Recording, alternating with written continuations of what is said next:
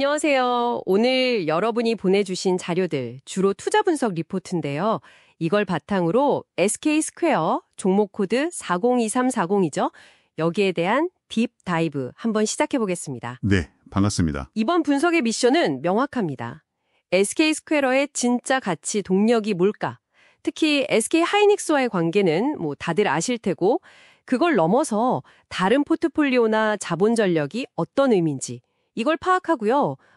2025년 4분기, 나아가서 2026년 이후 그림까지 그려보는 게 목표입니다. 좋습니다. 그럼 바로 시작해볼까요? SK스퀘어를 이해하는 첫걸음. 이건 뭐랄까, 단순 지주회사가 아니라는 점을 확실히 하는 겁니다. 아, 투자 전문 기업이다. 네, 맞습니다.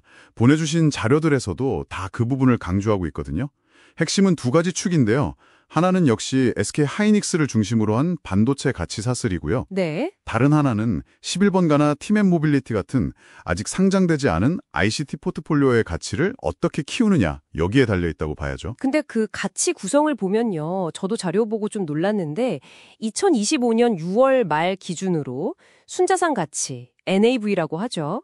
이게 약 96조 원인데 네, 그렇죠. 이 중에 SK하이닉스가 차지하는 게 90조 원이 넘어요. 그러니까 거의 94%? 맞습니다. 정확해요. 이 정도면 사실상 SK스퀘어 가치는 그냥 SK하이닉스 주가 따라가는 거 아닌가요? 거의 동일시해도 될 것 같은데요. 네, 정확히 보셨습니다.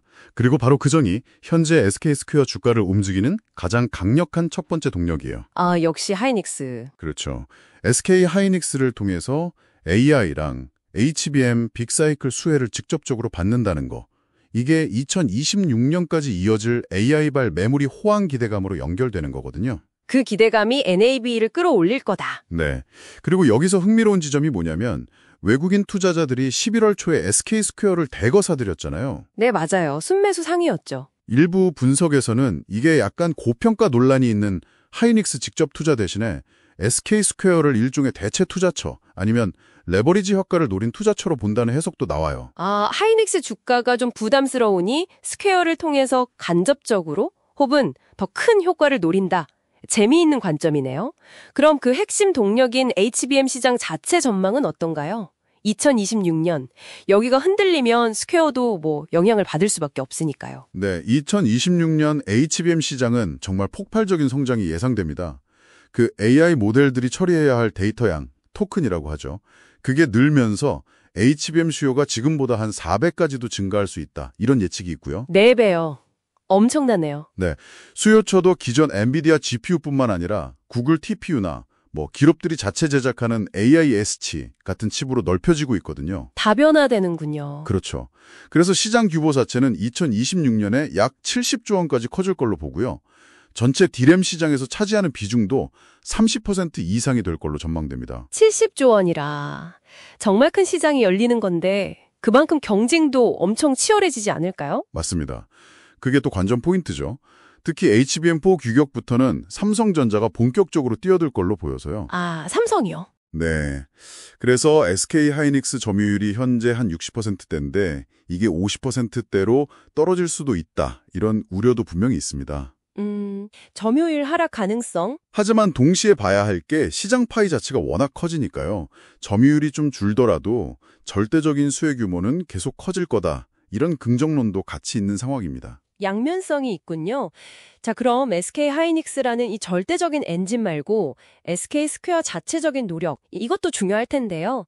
아까 비상장 포트폴리오 가치 극대화, 이게 또 다른 축이라고 하셨잖아요. 네, 맞습니다.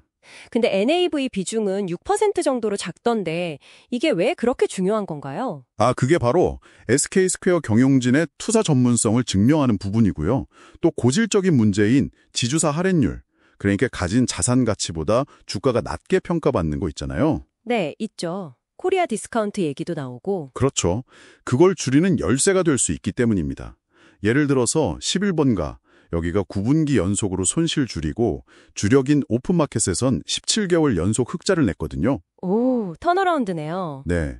그리고 팀앤모빌리티도 수익성 낮은 사업은 좀 정리하고 운전습관 기반 보험, UBI라고 하죠. 아니면 광고 같은 데이터 기반 사업으로 손실폭을 줄여나가고 있어요. 이런 모습들이 단순 실적 개선 이상이라는 거죠. 어떤 의미죠? 시장에 우리도 자체적으로 성장 스토리 만들 수 있다. 우리 경영진 능력 있다. 이런 메시지를 주는 거거든요. 아하, 단순 자회사 실적 계산을 넘어서 경영진의 능력을 입증하고 결국 그 할인율을 극복하려는 시도다. 여기에 세 번째 동력인 자본 전략까지 연결되는 거겠군요. 정확합니다. 세 번째 동력이 바로 적극적인 자본 재활용 및 주주 환원입니다. 자사주 매입 소각 같은 거 말씀이시죠? 네, 2024년에 2천억, 2025년에 1,000억 원 규모로 자사주 사서 소각했고요. 최근에는 비핵심 자산으로 분류했던 인크로스 지분 매각해서 현금 확보하고 이걸 또 주주 환원 재원으로 쓰겠다 이렇게 밝혔죠. 돈 벌어서 쌓아두는 게 아니라 적극적으로 주주들한테 돌려주겠다. 네, 그런 의지를 보여주는 거죠.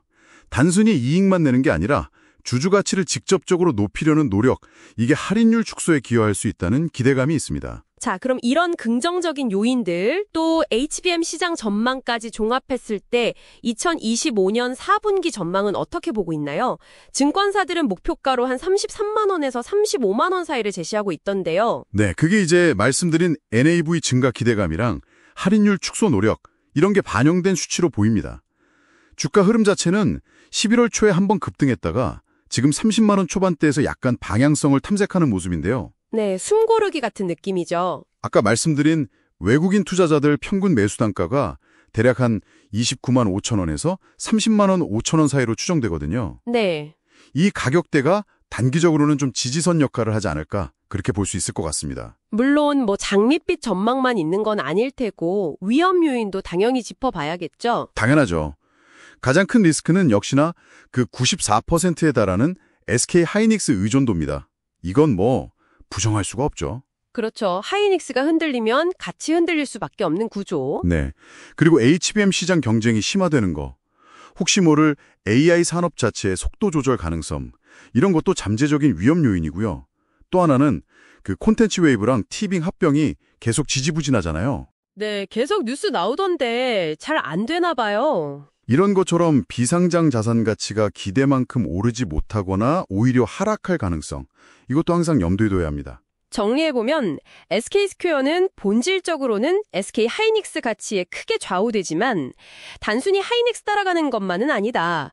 11번가나 치맥 같은 비상장 자회사들의 턴어라운드 성과, 그리고 자사주 소각 같은 자체적인 주주 가치 제고 노력이 더해진 조금 더 복합적인 시각으로 봐야 하는 투자 대상이다.